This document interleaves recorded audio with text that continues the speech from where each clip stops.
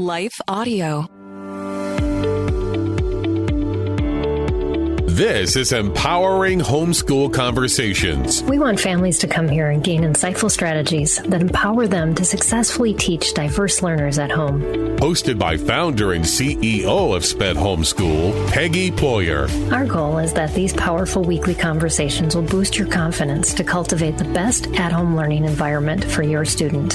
For more homeschool resources, go to spedhomeschool.com. You're listening to Empowering Homeschool Conversations with Peggy Ployer. We'll start the conversation with Peggy and her guests next.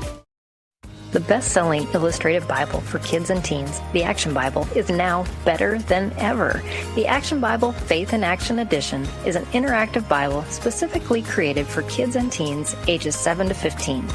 The Faith in Action Edition is designed to engage young readers in God's Word through hundreds of vividly illustrated Bible stories in chronological order with activities and games. Readers will grow in God's Word by using QR codes, providing free access to over 2,000 devotionals, hundreds of prayers, character stories, teaching videos, maps, timelines, and much more. Additionally, the Action Bible Faith in Action Edition allows readers to explore the major themes of the Bible like courage, faith, hope, love, service, trust, and wisdom. Each theme provides practical advice on how to live out God's Word. The Action Bible Faith in Action Edition is the best interactive Bible you can purchase for your child or teen. Purchase your copy today at Sam's Club, Barnes & Noble, or Amazon. Finding uplifting news in today's headlines is often like searching for a needle in a haystack. At the Story Behind podcast, we believe in the power of finding heartwarming tales and are happy to share empowering stories with you every week. Hear about how Steve Harvey surprised a dying man on Family Feud with $25,000. Get inspired by the note a waitress received from a patron dining alone. And even hear about how one VIP passenger made a hardworking pilot get emotional before his flight. To start listening to the Story Behind podcast, visit lifeaudio.com or search Story Behind on your favorite podcast platform. This is Empowering Homeschool Conversations, provided by SPED Homeschool, a nonprofit that empowers families to home educate diverse learners. To learn more, visit spedhomeschool.com. Here's Peggy Ployer. So today we're going to hear from a homeschool veteran, Lisa Walls, about the wisdom she gained while teaching her sons and addressing the needs of her youngest one, who is on the spectrum at home, and how she is now using that wisdom in her advocacy work. So my name is Leilani Melendez, and I'm your guest host today for this episode while Peggy is away on vacation. So welcome, Lisa. Hi, thanks for having me. Doing well. So you're basically here to share your story because your son has grown up, you have homeschooled him, and you have a lot of encouraging words to share with other parents that are on this journey. Well, yes. And you mentioned homeschooling wisdom that I've learned, and I just want to be really clear. I learned it because it came from other moms, other advocates, other teachers, other paraprofessionals who spoke wisdom into my life and what I was doing. And I can look back on the 20 years that we spent on this journey with my struggling learner to figure out what worked, what didn't, what was hugely valuable, what was really kind of toss away stuff. So if I've acquired any wisdom at all, it really originally came from somebody else. So that's why we're here. Yeah, I can see that. It's, you know, the valuable thing about sharing our perspectives and our stories is just in and of themselves, they're hugely instructive. But even the nuance of what takes place in each homeschooler's journey is instructive too in various ways. If nothing else, when you resonate with somebody's story and you walk away from that remembering a little bit of their journey, you can then extrapolate even more into your own life, because we have layers of complexity in each of our journeys, but sometimes those layers mesh, and we mesh with people we're learning from or who are mentoring us on multiple levels. And we don't discover that until we reach that next level ourselves, that somebody who spoke into our life 20 years ago is still their journey, their experience, their stories are still speaking to us. Yeah. Okay. So tell us about your son. Okay. Well, I have two sons, but my first son was not a struggling learner by any stretch. Everything came easy to him. He was gifted, and I thought I had it made in the shade as a mom. I really did. I really thought I could just secondarily pass off education to, as long as they're in good schools, they're fine. And then my second son came along, and it was very clear very quickly when he started showing traits of being on the spectrum. He probably wasn't even 6 months old. So I had some insight because I was diagnosed with Asperger's when I was 19.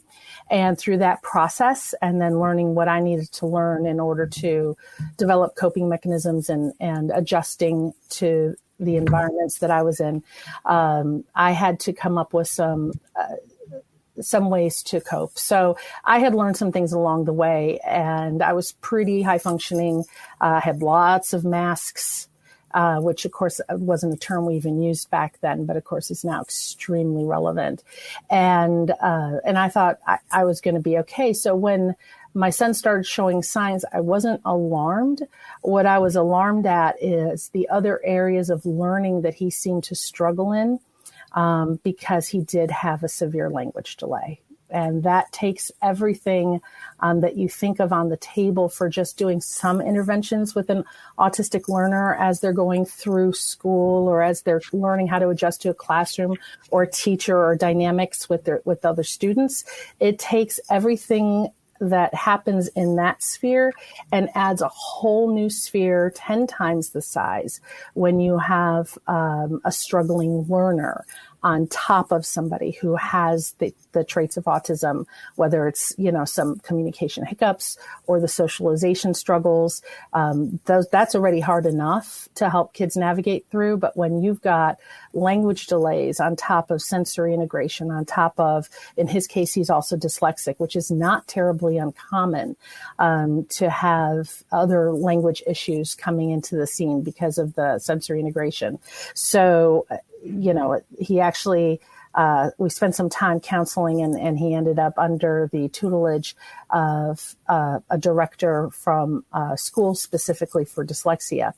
And we did that in the middle of our homeschool journey. And she said that, easily half of her students who were dyslexic were either autistic, ADHD, or somewhere on the spectrum, and also dealing with other behavior issues. So you have, for a lot of these kids, and now the new stats have just come out with the CDC correlating all this research as recently as 2020, and almost 1 in 3 people who are diagnosed with autism have an intellectual disability of some sort. So it is not unusual, but it does add layers of complexity to their school experience, which in his case was disastrous, to say the least. He was failed on every level by well-meaning, extremely capable teachers and paraprofessionals and people who were providing therapies. But the system itself, he was one of those who was absolutely going to get caught in the cracks. So it was a hard decision to pull him out, because I was a previous classroom teacher. I knew when teachers were really trying hard. I knew when an administration was being supportive.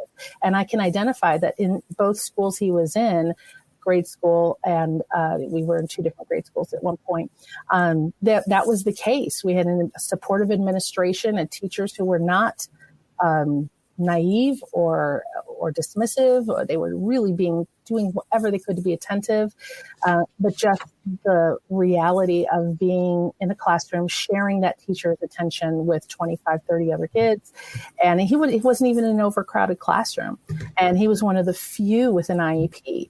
So he was like in the best case scenario, and he was still being failed. He failed first grade, and they remediated him. They called it the gift of time. They said, because of course I was just brokenhearted when I realized that he had not, we'd actually sent him through kindergarten twice. And because he'd started early enough to where we thought he just needed another year. And we sent him through kindergarten twice. So when they told us at the end of first grade that he was not going to get progressed, we were just broken. He was already a big kid, and he was already twice the size. 95th percentile for height, 98th percentile for weight. He had shoulders this wide, and there are these little guys who were in the classroom, and they would look up at him at the beginning of the year and they think, is he a third grader? And they were scared of him. He had trouble making friends, which is the worst case scenario for somebody on the spectrum, because you already have your own internal challenges. You don't need like help having challenges. So none of the other kids would approach him. He had to really go out of his way to work to make a friend. And break through multiple layers of barriers there. So when they were going to hold him back, of course, we had to accept it if he was going to stay in public school. But we were just broken over it because we knew he was already struggling in so many areas. And now we were going to make it socially miserable for him. And, you know, the thing about being on the spectrum is a lot of times when you're in that world, and I can relate from my childhood when I had zero coping mechanisms and zero, self-interventions. I can remember just being completely oblivious to so much of what was going around me. And it wasn't until there had been like a parent-teacher meeting and my parents were brought into the school to discuss where I was struggling that I was even aware there was a problem, because I was getting A's on my schoolwork. And as far as I knew, my world was fine. And it wasn't until teachers started saying things to my parents like, she's really coming across as socially behind, or behaviorally, there are some things that concern us about her maturing and, the level she's reaching there. And it wasn't until somebody brought it to my parents' attention, I was even aware that things were amiss, because in my world, it was normal to not have friends because I didn't necessarily even want them so much. I knew for a large part of what my son was going through, he was not going to be, it was not going to be a pain point for him. He was largely going to be in his world, which he was. He was very happy in his world.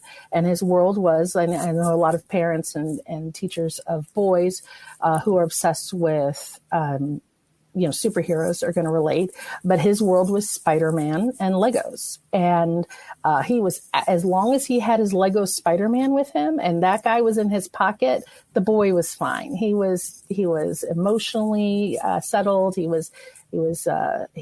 weren't a lot of meltdowns for him. When they happened, they were for real. And strangers would get involved and store management would get involved if we were at a public place.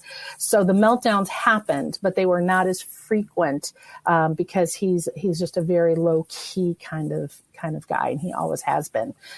So that wasn't happening a lot in the school. So there wasn't a lot of disruption. He wasn't aware of a lot of what was going on. But we, the teachers, we as his parents, we were extremely aware of what it meant to take a child who had gone through kindergarten twice, hold him back again in first grade, and then also find that he's still challenged enough to where he's not at reading level after repeating essentially 2 years. And then he got to third grade. And by then, of course, his IEPs had come back. Everybody's trying. And of course, he was involved in applications for federal grants for certain sound equipment that would have helped him through his auditory issues.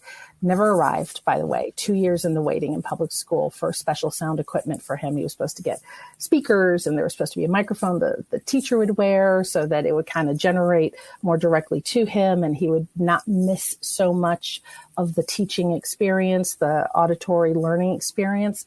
2 years, the stuff never showed up. So now, granted, this was a good 15, 16 years ago. Things, I hope, are better now. However, even if he had gotten that equipment, it was probably too little too late. And at the end of third grade, they talked to me about retaining him another time. And I was done.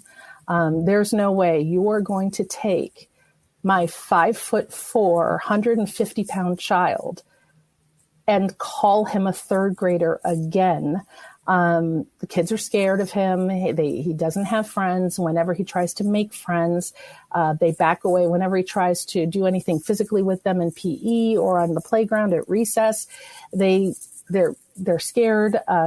Anyway, it was just layering challenge on top of challenge on top of challenge. And now, of course, there are nuances once you progress in grade school to socialization, where it's not just a matter of playing alongside the other kids and being considered friendly and approachable. Now you're expected to engage with the other kids conversationally, and that wasn't happening. He was a delayed language user. He didn't start talking until he was almost 3. And I truly believe the only reason why he was is because he was engaged in a Montessori at the time. And the Montessori method was employed very well there. And in that it was a preschool environment, obviously, at that age. And he had manipulatives, and he had tasks that were exploratory. And it was not a classroom situation.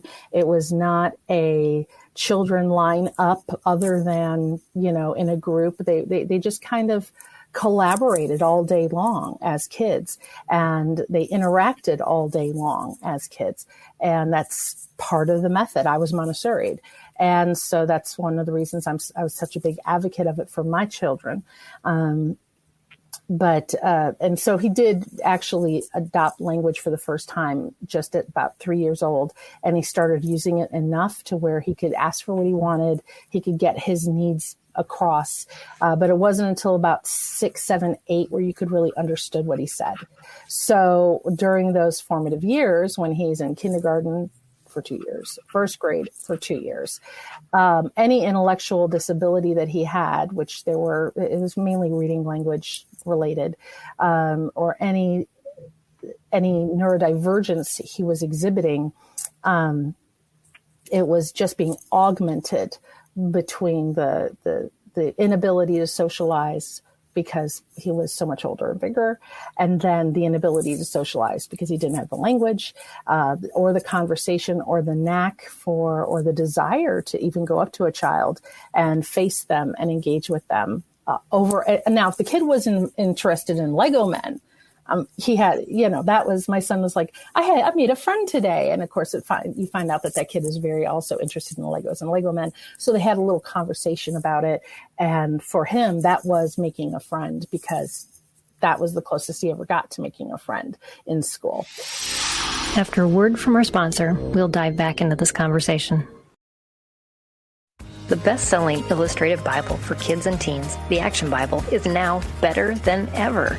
The Action Bible Faith in Action Edition is an interactive Bible specifically created for kids and teens ages 7 to 15.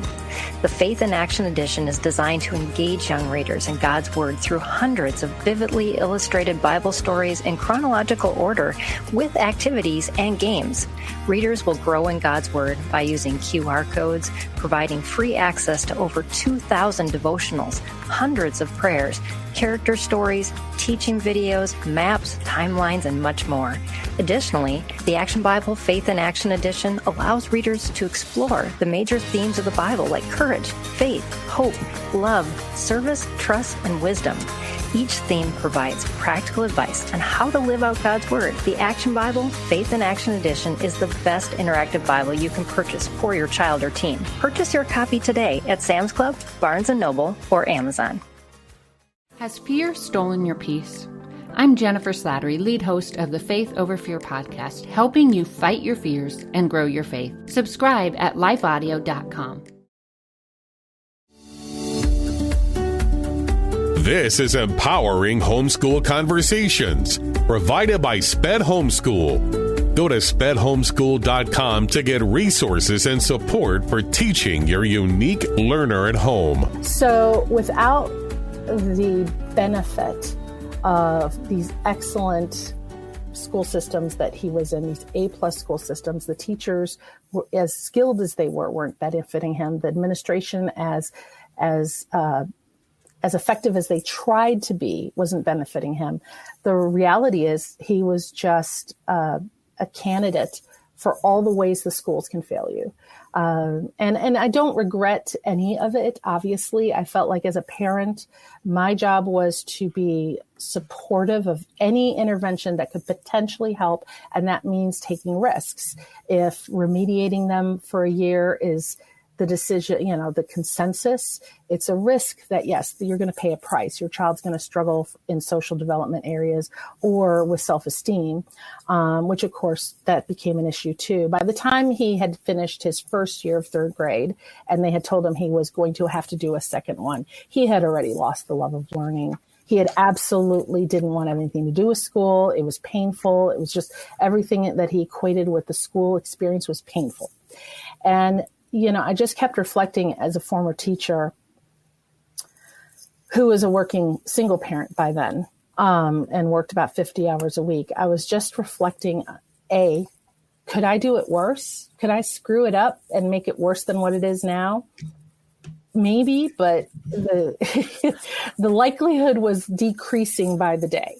The likelihood of me not dedicating enough time and energy to a homeschool environment, because at this point it's becoming our only option, because, a private school at this stage wouldn't accept him. He was at a pre-K reading level at 10 years old. There's no private school that can accommodate that unless they're a special needs school. And in our area, we didn't have it at the time.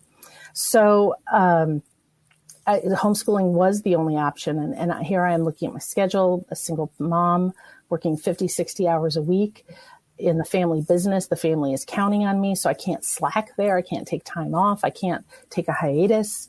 Can I even do this to any level, much less a level that is going to help a child who has just completely had a disastrous experience? Can we ever recover?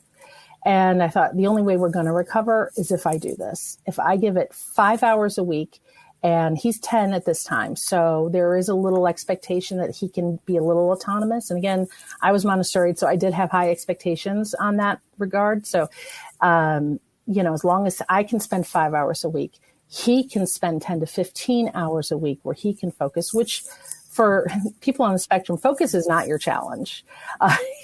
Focus is the challenge you don't have. If you're interested in something, it's gonna be a focus. If somebody has a Lego man in his pocket and he can bring it out and stare at it for 15 minutes and do this, just that motion right there for 15 minutes, steady, and that's all he does for 15 minutes. Focus is like your superpower.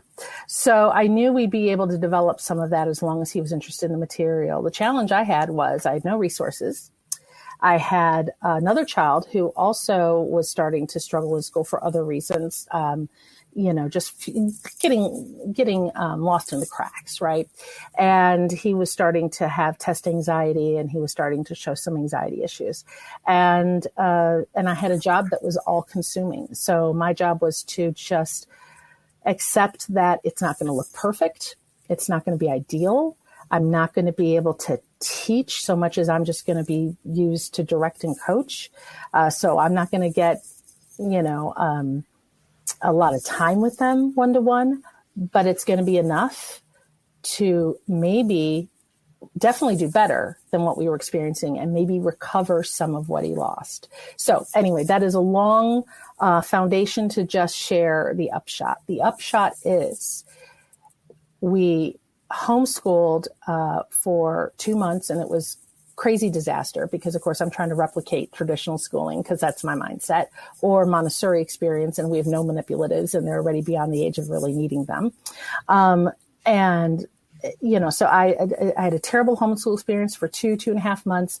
I went to reset and just say, and this was before there was online resources. This was before Facebook. This was before, it was like the advent of all of that, right? The very beginnings of all of that. So I didn't know that there was such a thing as deschooling. But I looked at the situation after 2 months and went, oh my gosh, we got to do something. This is not working. Let's reset.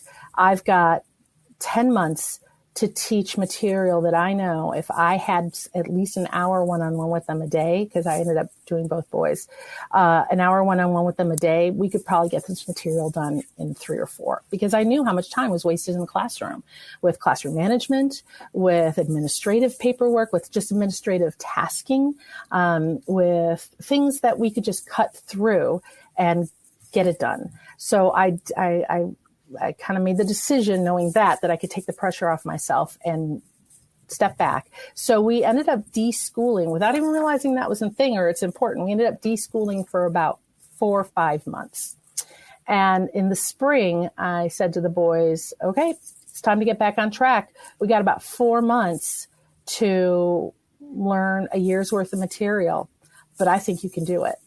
And they kind of looked at me like I was half nuts. I mean, they had spent the deschooling time reading, watching movies. We had just, had discussions. We worked on literacy because obviously my younger son struggled with that. He was at a pre-K reading level at 10 years old. So we just working on some fundamentals, found, and my other son also needed some deschooling time with his anxiety. And he had also lost the love of learning. It was just about undoing all of that and unraveling it, letting it rest, and then reworking to a new design.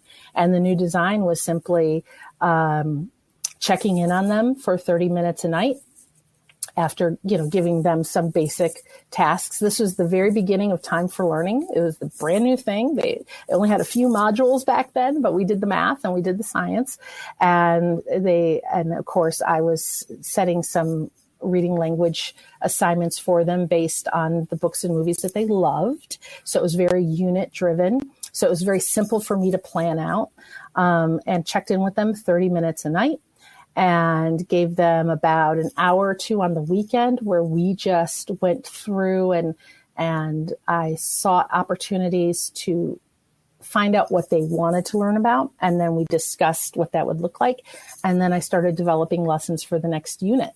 And in the first couple months, of course, we didn't do anything.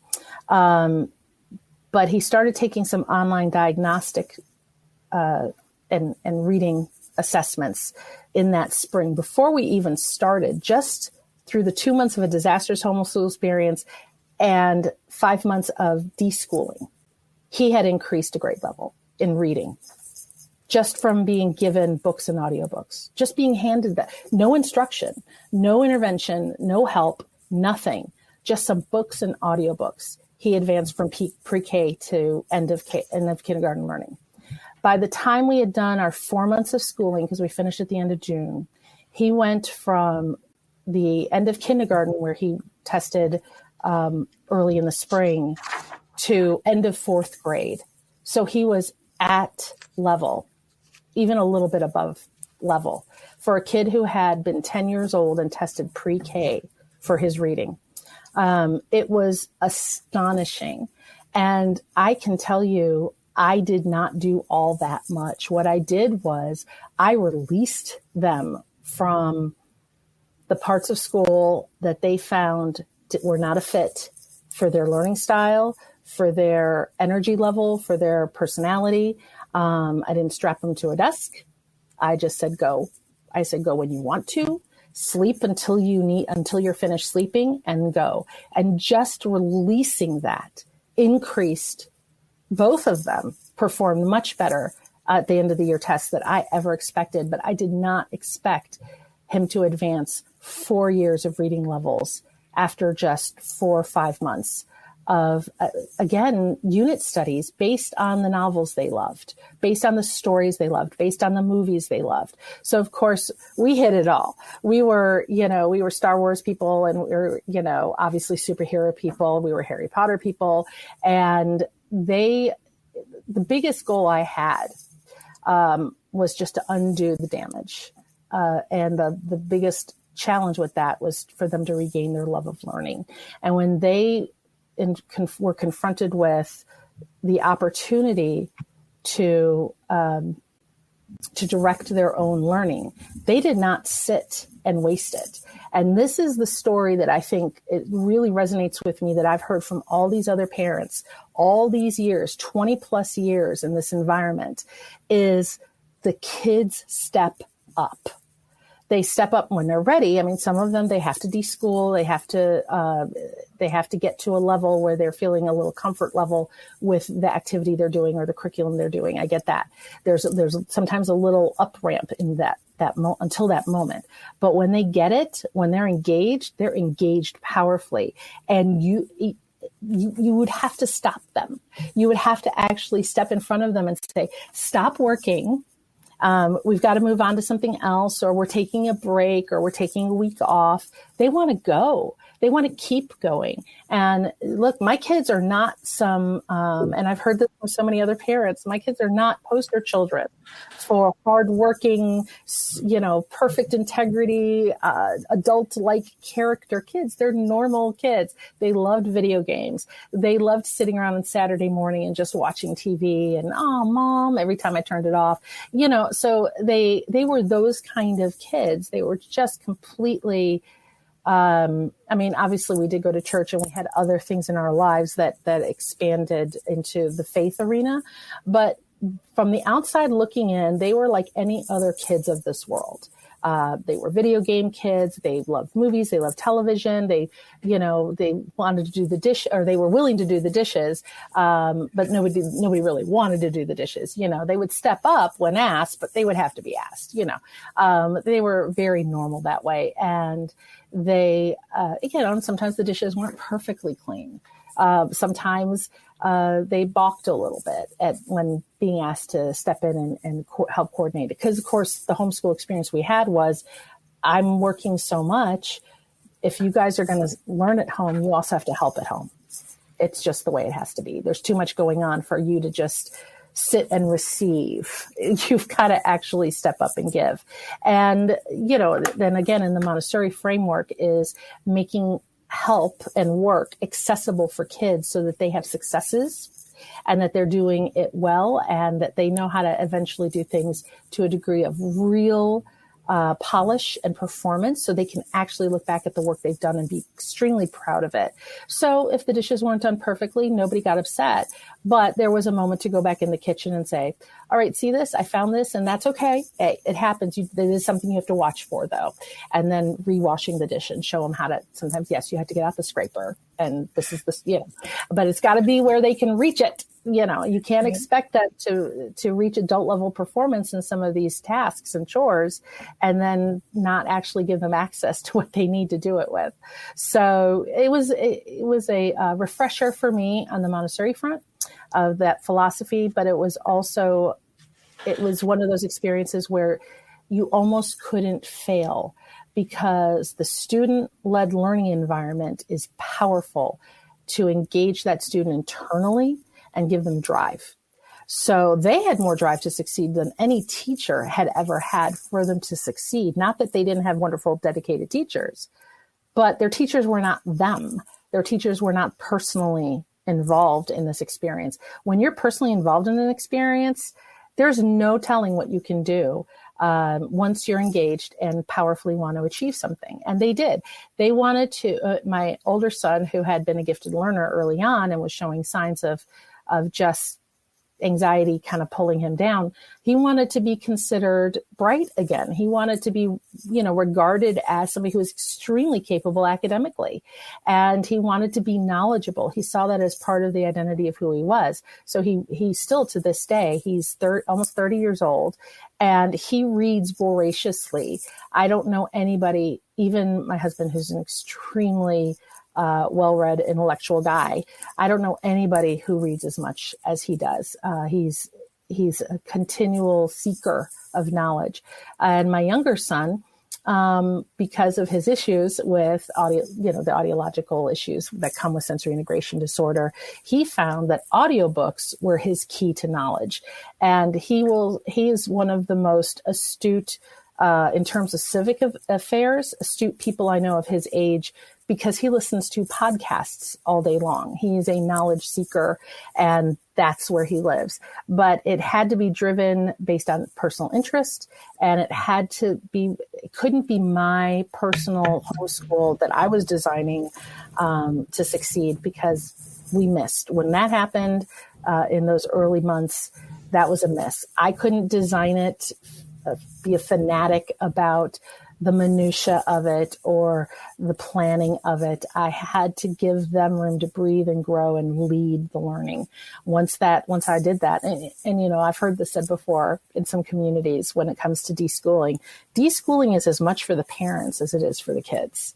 Deschooling is as much about spending 4, 5, 6 months, maybe even a year in reestablishing the framework of who you are as a parent and what your expectations are for yourself, and then who you are as an instructor or director of your children's instruction and your expectations of yourself there, and then figuring out what that looks like in real life, how that's going to manifest in the day-to-day, how that's going to lead how you direct them in other ways, right down to where you plan to take a vacation as a family. Now, all of a sudden, now you're not thinking as a parent, I just want time off and have fun with my kids. You're thinking, I want to have time off, have fun with my kids, and where can we go where they're going to learn something brilliant that will impassion them for the next year. And so it feeds every part of you. So dropping that pure parent hat and putting on that parent and homeschooler hat, sometimes it takes months for us just to identify, especially when our kids have been in public school, to identify who we are. Because when your kids have been in public school, you are your child's tutor from 3 p.m. to 6 p.m. You are helping them through homework, and you are helping them navigate their take-home assignments and their backpacks and making sure everything is in control and you're on top of things as a parent. Did you get the notice about the play next month because your child has a role and you're going to have to be able to be at rehearsals? Or did you get the notification about the pajama day? And do you have something ready for them, or all your kids' pajamas shabby with holes in them, and now as a parent you have to run out to Target at 10 o'clock at night and grab a new set of pajamas so they're not embarrassed on pajama day.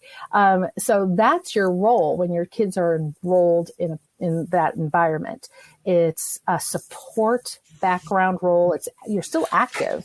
But then when you have to switch over to the homeschooling role, now you're no longer being led by a teacher sending notes home, and that's what you're supposed to do.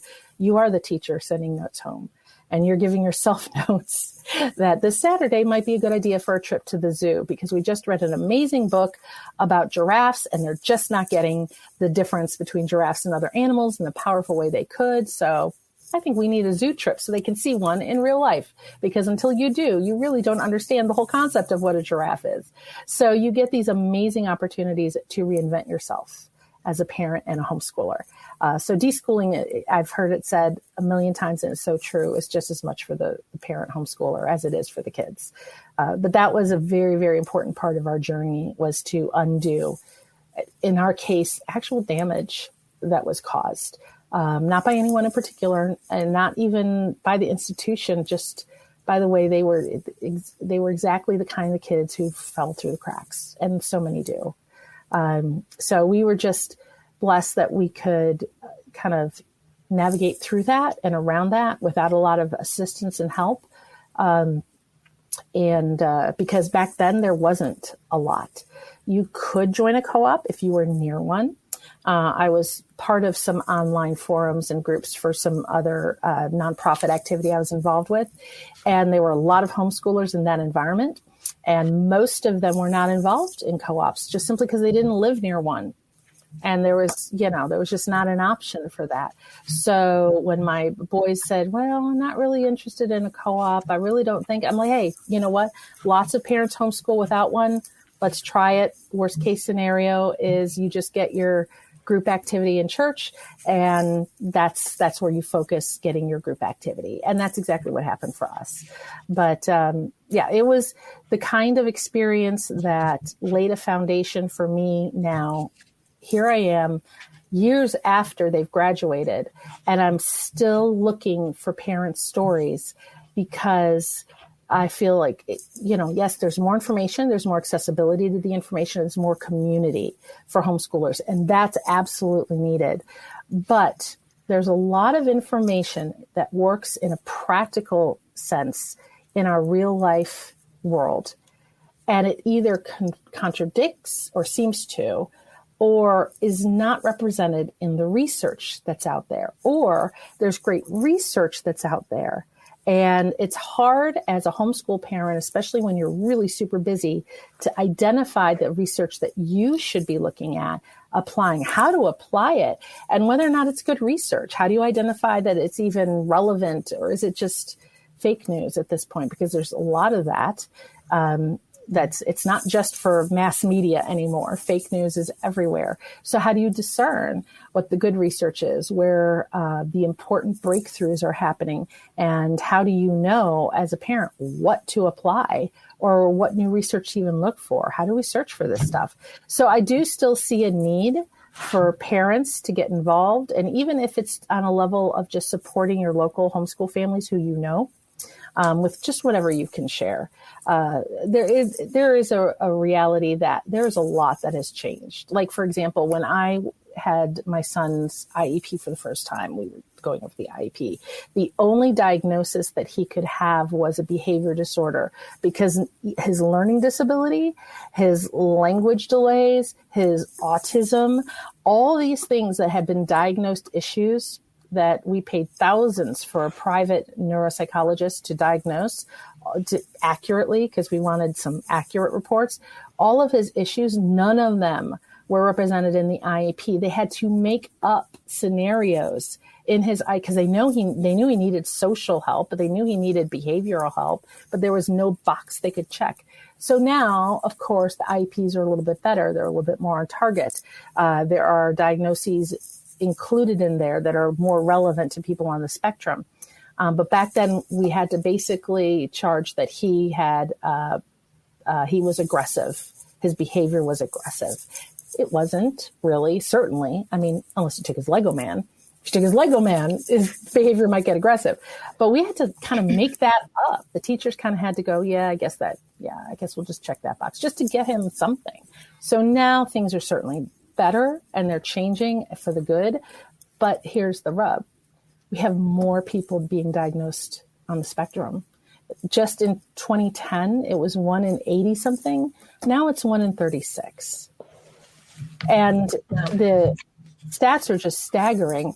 400% increase in diagnosis over the last 20 years. 4 times the amount of kids are being diagnosed now than were just 20 years ago when mine were. So we have 4 times the kids being diagnosed since the day when mine were.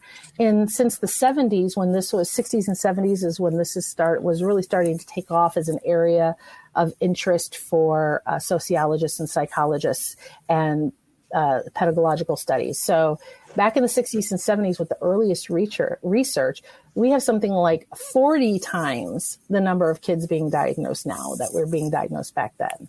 Then it was like 1 in 1,600 or something, and now it's 1 in 36. It's staggering the change that has made, and there's been an increase in the data recently in the amount of minority students being diagnosed. Now, that could absolutely been because they were an underserved community for so long in terms of diagnosis and interventions and in getting the testing.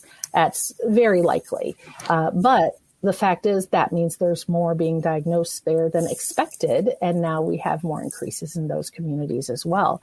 So what are you to do if you are on the spectrum and you have a disability and you're a challenged student and you're a minority potentially not receiving the services or the proper services because the person who's supposed to advocate you to the system, maybe English is their second language. How is a parent whose English is their second language going to be the most effective advocate when they struggle to identify the terminology that's being used? Parents, English-speaking parents have a hard time with it. So there are lots of underserved groups, and there are lots of groups that I think are crying out for a better understanding and a better sense of the research that could potentially help their child and help their child's teacher. And if you're a homeschooler, you're all about the research because it's up to you. If there's anybody who's going to get better at understanding this, it better be you as the homeschooling parent. So sorry. Yeah. Well, I have a question. Going back to your son, I wanted to ask you the transition between schooling and then, getting a job and becoming independent? Like what did that transition look like? Was there a transition? How long did it take? Because how old is he now? My autistic learner is 27. Okay. Yeah, I knew he was almost 30. So I'm just kind of curious what that looks like, because I know a lot of parents are wondering, like, okay, how do I know that I was successful, or what? Like, almost like they don't know what's going to happen, but they're still concerned. Does that make sense? It does. And that's a really important question. And that is certainly the question I had in my brain from the time that my youngest was about 13 to 17. It was the prevailing thought of the day is, what's going to happen in 5 years? Is he going to be working? Is he going to be in college? What's going to happen? And there was no way to predict that. The challenge of the spectrum thing is that it's very hard to hear what's going on with other kids and families and adopt that into your own environment, or adopt that as, oh, that's a path we can follow. Because chances are your ASD kid is somewhere different on the spectrum than the other ASD kid. So you could be very close with a parent who's also dealing with a spectrum kid at the same age, and they could have completely different paths because their spectrum disorder affects their life differently. For example, because my son was language delayed, and language has always been an issue, there is no way that he could really get a job in customer service. And, for a lot of us, that's how we put ourselves through college, or customer service jobs or sales jobs. And if you gave him a script, he could sell. And he's done that before. He just doesn't like it because he has to step in front of people all day. And that's exhausting for him to be in front of people all day. But he could do it. But what he wouldn't be able to do is be on the phone with somebody with an audiological issue, with sensory integration issues in an environment like a typical office environment, and talk on the phone to somebody and try to get their needs met. He would misidentify a lot of what they said. So the language delay in autism does sometimes have effects down the road that will translate to identifying ideal jobs for them. His ideal, get you through college job is actually kind of like a manual labor job, which is not uncommon. And so this is like the first time him being, like a huge kid has really worked in his favor, because he can haul and lift and do all that kind of stuff. And he loves anything where he's assigned a role to take care of a space or spatial experience. So like organizing shelving, so any retail establishment that, so what I'm trying to say is every situation is going to be unique. That is not going to be everybody's situation. There are plenty of people on the spectrum who have perfectly appropriate verbal skills for any job they want. But they still have issues to deal with related to sensory integration and stuff like that in the office place or in the workplace that do affect them. And that's the research that I'm passionate about right now, and that we're launching into on our end, is helping people who want to launch into a career, but they're struggling because of something in their autism experience is creating a barrier for them in their chosen profession. So it's almost like the homeschool parent has to be very in tune with their child as they're growing up to see what their strengths are, so that as they move into adulthood, they can kind of help guide them into whatever career path or what would help them become more independent. Yeah, I would say for an ASD child, strengths are not as important as interests, because there are a lot of strengths that people have that are skills that they end up building. And when you're on the spectrum, a lot of your lack of skill is just simply because you haven't tried it before, because you've been in your own little universe and you're kind of happy where you're at. So people haven't pushed you out of your comfort zone and you haven't tried something new. But once you try that new thing and you get a little sophisticated at being able to do it, it becomes a skill. And then you end up probably doing it well enough to have a job in that area. But you're not going to get there unless there's an innate interest in that job or that career path. and if your child is extremely musical, they may not ever want to get on a stage and be a performer, but there are lots of jobs in the industry that can keep them fed and help them provide for a family in the future if they want to be in that industry. But if they're interested and passionate about music and that's their obsession, they should try to get a job in the industry. It doesn't have to be as a performer, which is what everybody knows or thinks of when they think of musician, but there are all kinds of industry related jobs out there.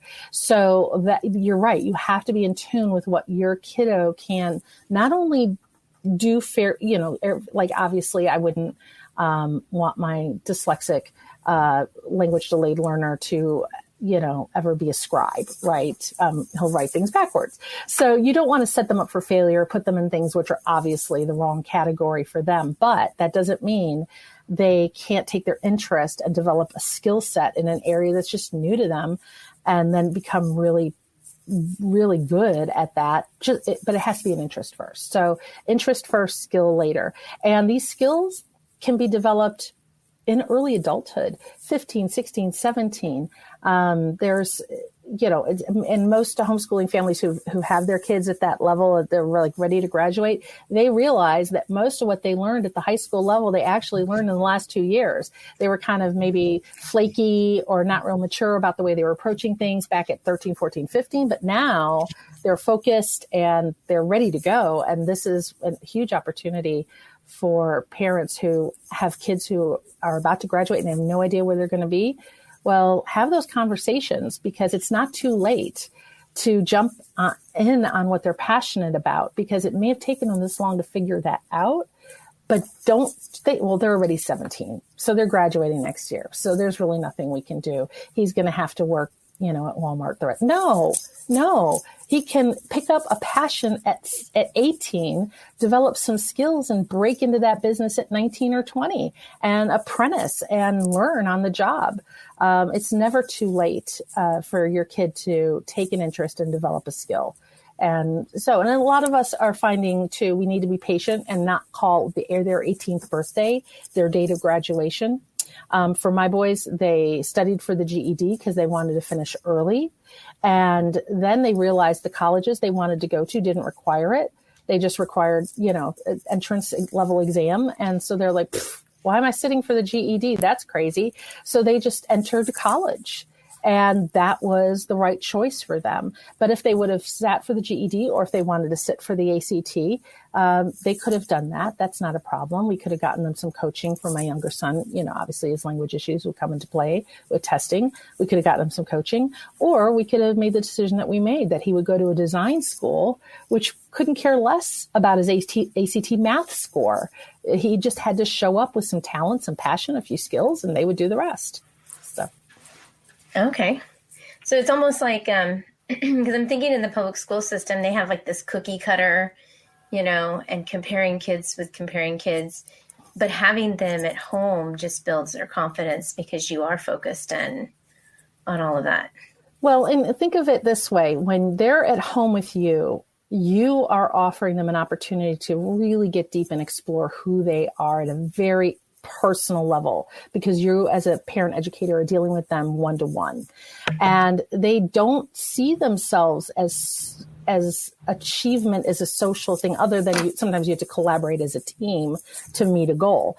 But their desire is going to be very individual to them naturally, because they're used to having that one-to-one coaching, having you as a teacher focus on them and explore and expand what they want to know and what they do know. So they're naturally going to seek out what is best for them. They really will. In the same way, when you handed them a reading assignment and they picked a book they loved, and that performance on that paper that they wrote about that book was stellar because they loved the book, help them find a career path they love, their performance will be stellar because they love that path. Yeah. So, and sometimes it doesn't take a GED, it doesn't take a diploma. Sometimes it doesn't even take college. So, for a lot of our students, that's becoming less and less necessary because of the level of self-directed learning you can do as an adult online. it's amazing. Back years ago when my boys were first doing online learning from home, Khan Academy was only just beginning. And now there are parents who use that exclusively, and there are college students who are making up for years of problematic public schooling by just taking a year off, going into Khan Academy, catching up, and then enrolling and doing stellar in their college experience. So there's no one path. Okay. There's some comments and some questions. Well, there's one question, some comments. So just a few of the comments, then I'll ask a question. So I think autism has always been commonplace, but it's just so happens that more people are seeking evaluations. And then when I was in public school, I was forced to focus on academic subjects rather than art classes, which made me upset because I wanted a career in visual art and still do. I'm now planning on going to art school for illustration and getting my master's degree in curriculum development. My goal is to develop secular homeschool illustration curriculum. And so then the question, that's an example of pursuing interest. So then the question is, have you tried AAC with your son? AAC, no. No, we just did literacy-based unit studies. And then when he went to a school for dyslexia to get coaching there, that director uses Orton Gillingham. So he did get some Orton Gillingham in there for 2 years. Mm-hmm. But I was wondering that too, the Orton Gillingham. Mm-hmm. Okay. Yeah. And I have not tried AAC. I've not tried AAC. What is that? Yeah, I don't know what that is either. So if you can comment again and let us know, because that's interesting, though, about the more commonplace versus more diagnoses. I agree. Absolutely. We're getting better at diagnosing it. But the latest research that is just to die for fascinating has been in the area of nutrition. Just saying, as our food supply becomes more and more processed, these affects of autism. And I agree, it's one of those things. And when they test at the audiological level, they can tell, you either have it or you don't. There are certain behaviors that are mimicked in other issues. Like, for example, there are lots of overlap in certain kinds of social issues between ADD kids on Ritalin and autistic kids. So you have some overlap in other diagnoses, but there probably is a threshold of people who are, because they have the audiological disorder that, as my son's audiologist put it, all children who are diagnosed autistic have this disorder, but not all children who have this audiological disorder are diagnosed autistic. So there are a lot of people out there struggling with sensory issues, and they're just managing. They're just dealing. And if they were thoroughly tested, they might pop up as somebody who should have been diagnosed as autistic. So yeah, we are getting better at diagnosing these things. Absolutely. But I would absolutely also say one of the issues that we're having in the increase is nutrition based, and the fact that our food supply has changed dramatically since the 60s and 70s. So I think it's both, right? Both are at work there. But I love the idea of, taking the passion in visual arts, turning that into curriculum that people could use. And I mean, that's hugely supportive of the autistic community, because when you're language delayed, your spatial awareness is off the charts. And therefore you can really be taught deep intellectual lessons visually, where maybe language doesn't apply yet. And I know with your daughter, you use sign language, and sign language is often used as a tool for autistics who are thoroughly language delayed. But that can be expanded, because there's a whole area of learning we don't often understand, because it's so easy to observe and test people when they have a communication behavior that's verbal. Not so easy to test communication behaviors that are nonverbal. Mm-hmm. And it's just harder to, because of the nuances of how we've been assimilated and in culture and families. So, and there's just not been as much testing in the nonverbal sphere, but visual, spatial understanding, and what we're starting to understand now about how the brain works. And when one area shuts down or is not as strong, it adapts in other areas. And we have potentially huge opportunity to help kids develop spatially, where maybe they're still struggling verbally, and then we can wait for the verbal to catch up, which also is language delay issue. Is sometimes it's just a delay. They're not ready yet. They're not ready to speak. They're not ready to read. It's not that they won't. And then of course it becomes a trial and error when they learn what therapies are they going to need, because if they're that delayed, they are probably going to need some assistance in speaking clearly and certain other aspects of language development. But yeah, that's great. A curriculum designed for that. Please. That's awesome. So she did respond and say AAC actually stands for Alternative Augmented Communication. I'm going to have to look it up. I don't know what it is. That's interesting. Yeah. Yeah. My academic background is in communication and sociology. But because I've been in business for many years at this point, my fundamental research is really very outdated. So I'm going to want to go look into that and see what we can learn. So, yes. Okay. Well, we're coming to the end of the interview. I just want to thank you so much, Lisa, for coming on and spending time with me. So for everyone else, at the end of this month, Peggy will actually be back and we'll be hosting 3 more episodes with homeschool veterans who will be sharing more wisdom learned from the trenches of home education struggled learners. So until then, take care, God bless, and thank you for being part of the conversation. Thank you so much. I want to take just a second to thank the team at Life Audio for their partnership with us on this podcast. If you go to lifeaudio.com, you'll find dozens of other faith-centered podcasts in their network. They've got shows about prayer, Bible study, parenting, and more. This has been Empowering Homeschool Conversations with Peggy Ployer. Hello, my name is Adam Comer. And I'm Ryan Chittister. And we're the host of Life After Addiction podcast. If you or someone you love struggles with addiction, check us out, Life After Addiction podcast, and you can subscribe at lifeaudio.com.